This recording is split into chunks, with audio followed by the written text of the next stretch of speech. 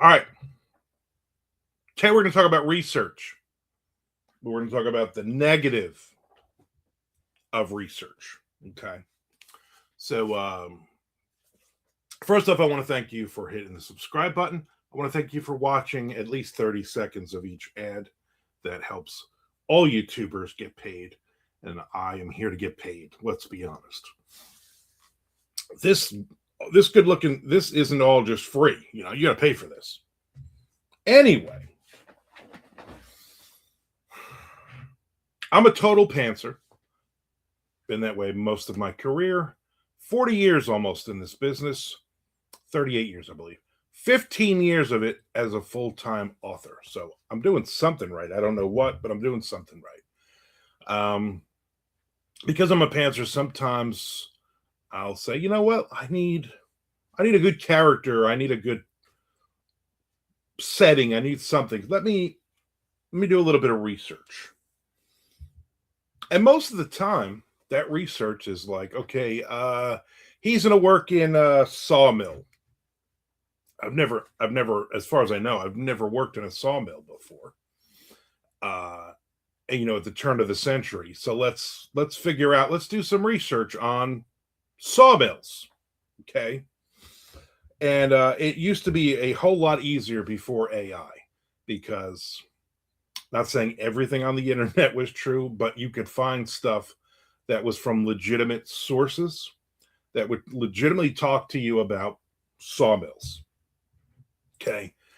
And I mean, now it's just like all kinds of crazy random facts that aren't necessarily true. They're just somebody put in there and is messing with you. So you could legitimately write anything you want, post it on the internet, and AI will grab it and say, "Oh, sawmill. Oh, so a sawmill is they're building saws. So it's where they manufacture saws." And and they also film the movie franchise Saw, that kind of thing. So this is the problem we get into.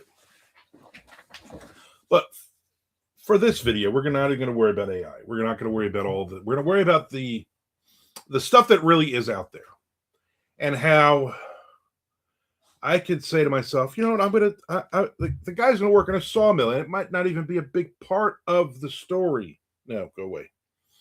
Cat's trying to climb in my lap again. Should close the crap out of me. That's staying in. So an hour later, I might be looking at, I don't know, I might be looking at baseball scores. I might be looking at what do you need a license for an 18-wheeler? Just anything else random. And you fall down that rabbit hole. Okay, when it comes to writing, because you want to learn anything you can. I'm a big fan of reading nonfiction books, not only for the entertainment value, but also to learn things about people, to learn where people came from, to learn. Like, I read a lot of books about like professional athletes or musicians, and even if it's bands that I don't even like, it's teams, it's sports I don't even like, I still find something interesting in people's life stories. Unfortunately, then I fall down that rabbit hole when it comes to, okay, so the sawmill one. And I don't even remember the name. That's I legitimately wrote, and it's a short story. I wrote a short story, and the guy worked in a sawmill. Okay.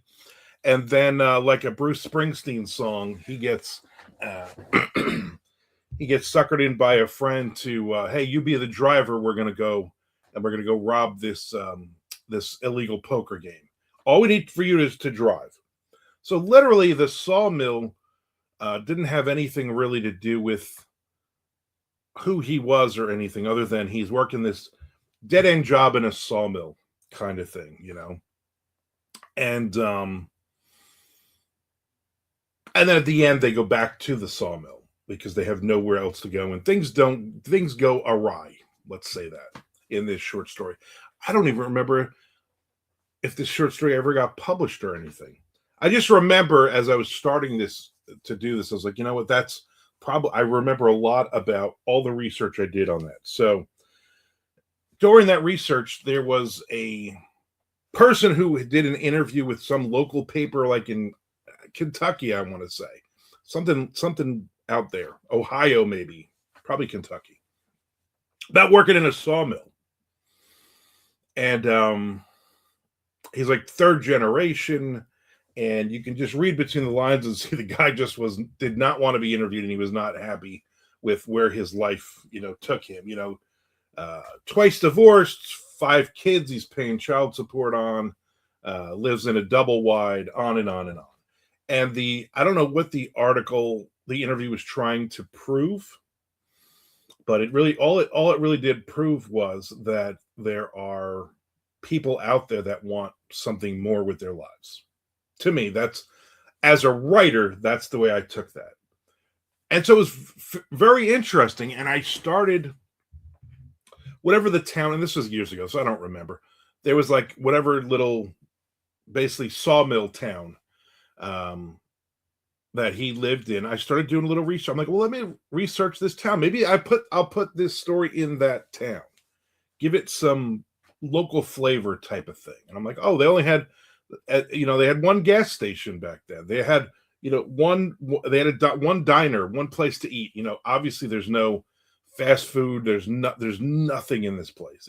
It's basically a, what they call a drive-through town. You have one street light, and that's pretty much it. And you just drive right through.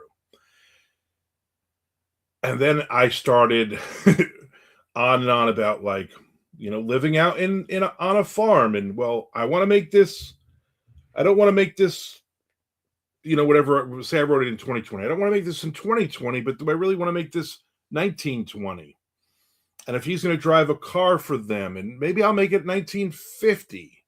And so what were the differences between 1950 and now? What's that 70-year gap in sawmills? What's that gap in small town living? That kind of thing. And then, man, that rabbit hole just opened up and swallowed me whole. So now I'm looking at,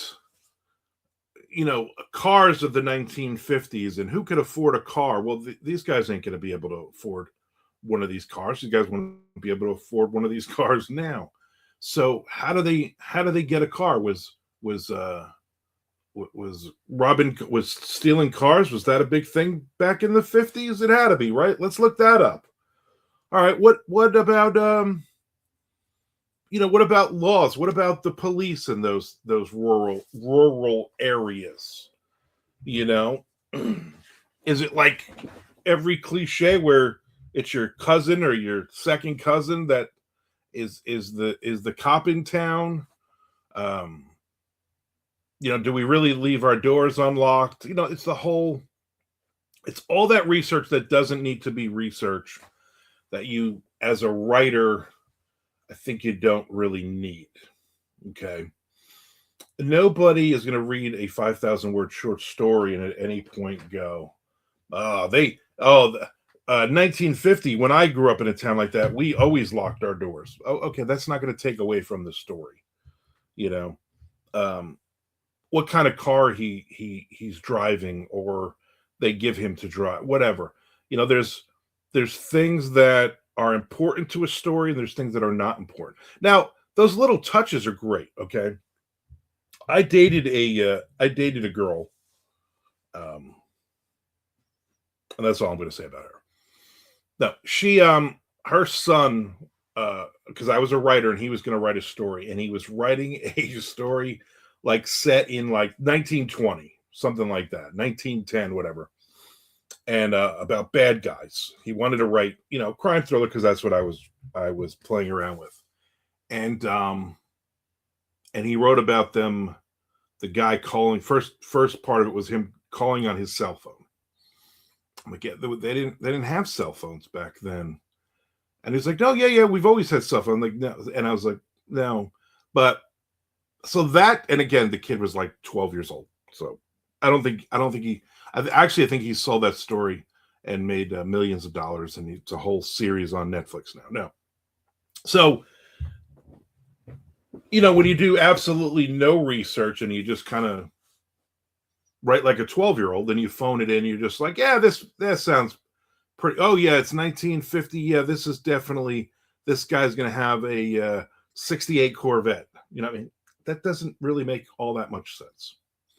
So you got to do some research, but you have to know when to stop. I have to know when to stop, and sometimes I don't. Sometimes I am just, again, I'm just down that rabbit hole, and I'm finding interesting things to talk about, and then all of a sudden, what's my, oh, maybe the story's set in 1975, and what cereal was popular? What was a big cereal then? Let me have this character eating cereal, and then that leads to like 3 hours of, and then I'm like, I don't even know where I am at this point.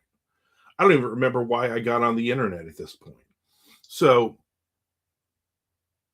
I have a problem with the focus of sometimes of doing the research, because writing is hard. Keeping your brain focused, keeping the energy up, and all of the things, just sitting here by yourself. Sometimes it's hard. Sometimes you just want to lie on the couch and watch Netflix. Sometimes you just want to read a book. Sometimes you just want to take a nap.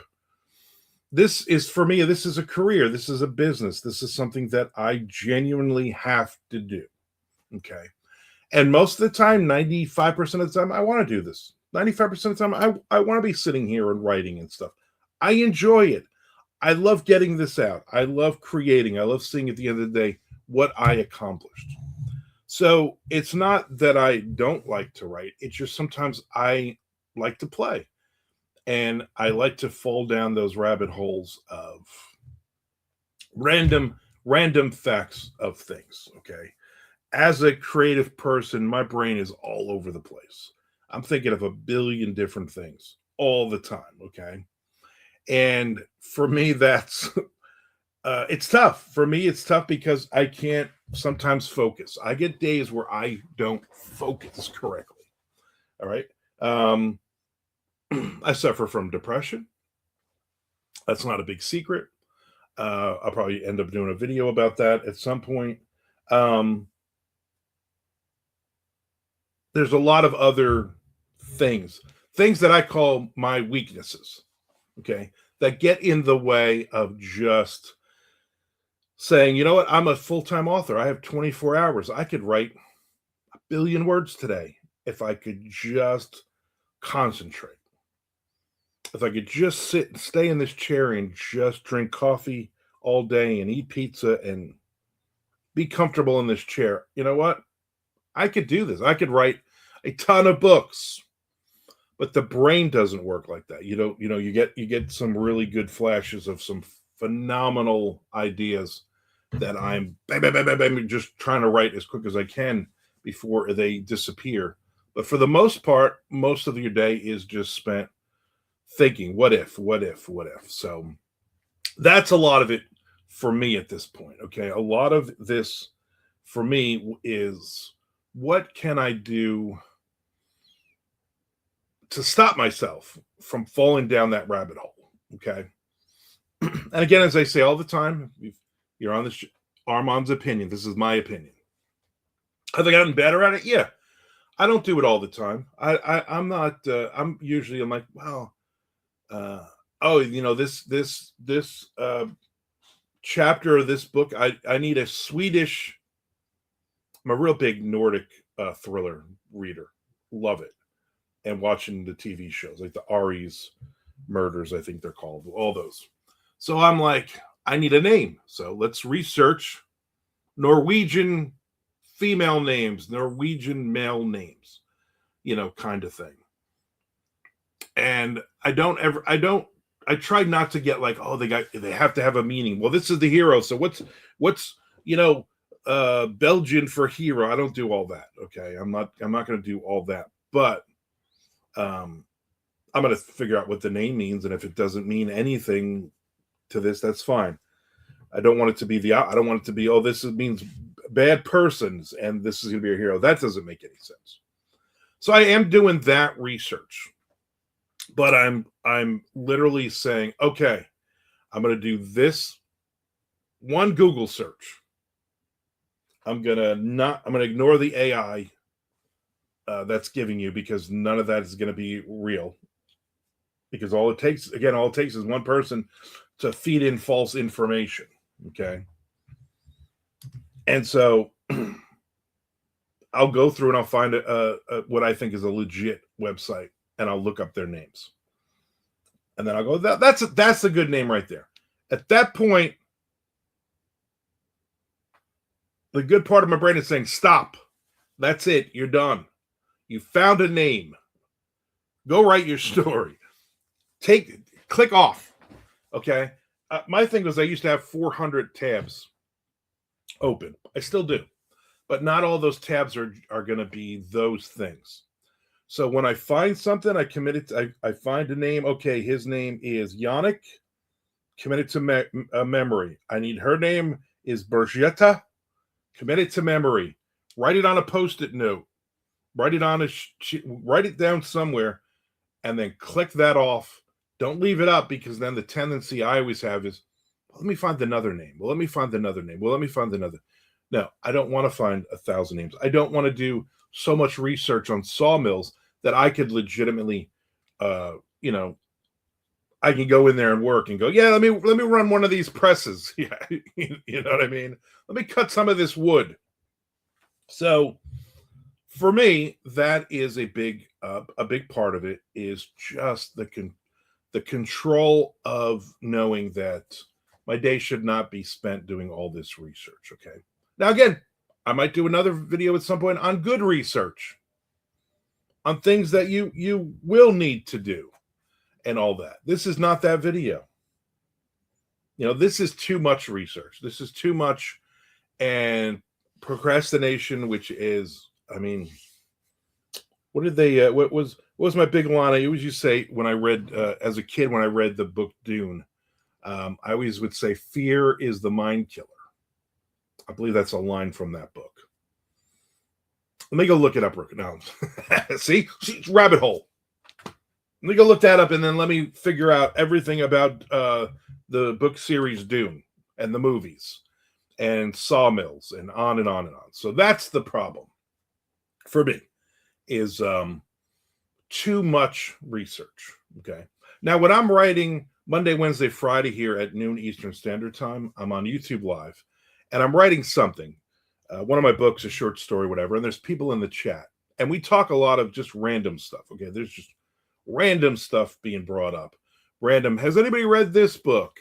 What's your favorite cereal from the 70s? Legitimately, we've had that conversation. I'll look those things up. I'll go down that rabbit hole because it's fun to do. But again, I'm doing it instead of writing. So that 2 hours that I'm on every day should be for writing. And yet I'm not writing for most of that. I'm maybe writing for 20 minutes total. So if you want to come hang out with me, Monday, Wednesday, Friday, noon Eastern Standard Time, YouTube Live, we can hang out and have a good time. Otherwise, focus. That's one of my biggest problems. One of my biggest problems is focus. One of my biggest problems is I'm a pantser, so not always knowing what's coming next, or even having an idea what's coming next. And I don't think it's like I paint myself into a corner. I just think I'm ending a chapter, or I'm in halfway through a chapter. I'm like, I don't know where this is going.